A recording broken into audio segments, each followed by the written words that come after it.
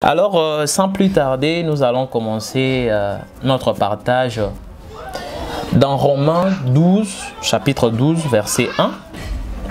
Prenons Romains, chapitre 12, verset 1. Là, nous lisons ensemble. L'apôtre Paul nous dit ceci.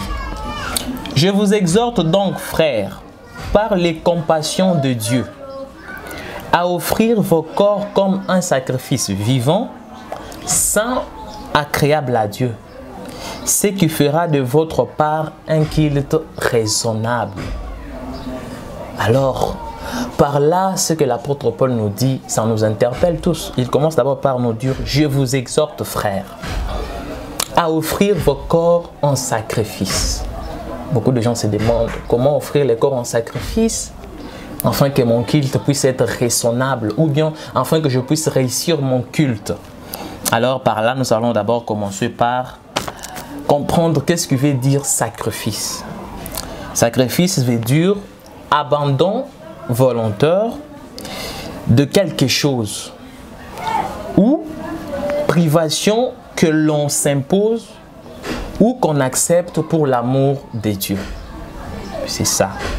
Nous avons beaucoup de sortes de sacrifices que les chrétiens doivent faire pour que leur culte puisse réussir.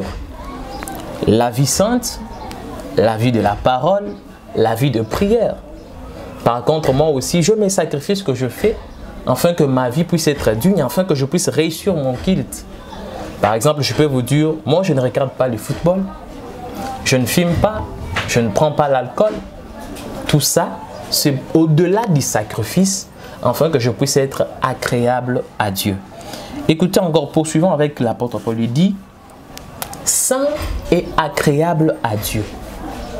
Comment être agréable à Dieu?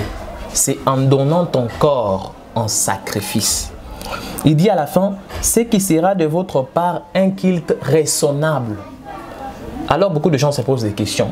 Le frère José va parler sur comment réussir son culte. D'abord, le culte, c'est quoi? Le culte, c'est les honneurs que l'on rend à une divinité par les actes de la religion. Je ne sais pas si vous êtes avec moi. C'est ça le culte. Ce sont les honneurs que l'on rend à une divinité par les actes de la religion. Le culte ne veut pas seulement Dieu prêcher la parole, mais les actes de la religion. Quelqu'un peut, comme nos sœurs du message, il s'habille décemment. C'est déjà un acte de religion. Ils rendent honneur à Dieu. La façon de chanter, faire un culte de chant, c'est déjà un culte que vous faites à Dieu. Alors vous devez faire à ce que votre culte puisse réussir.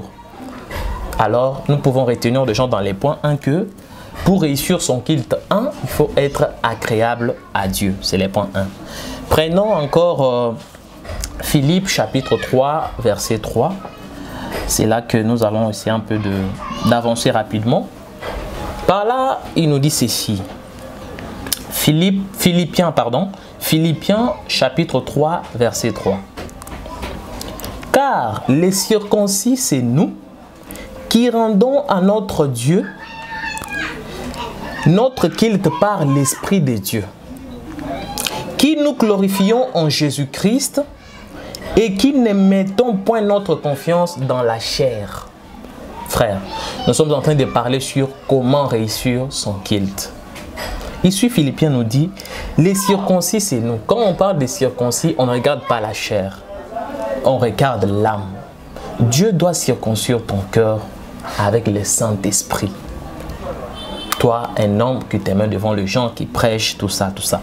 Donc, c'est nous qui rendons à notre Dieu culte par l'Esprit.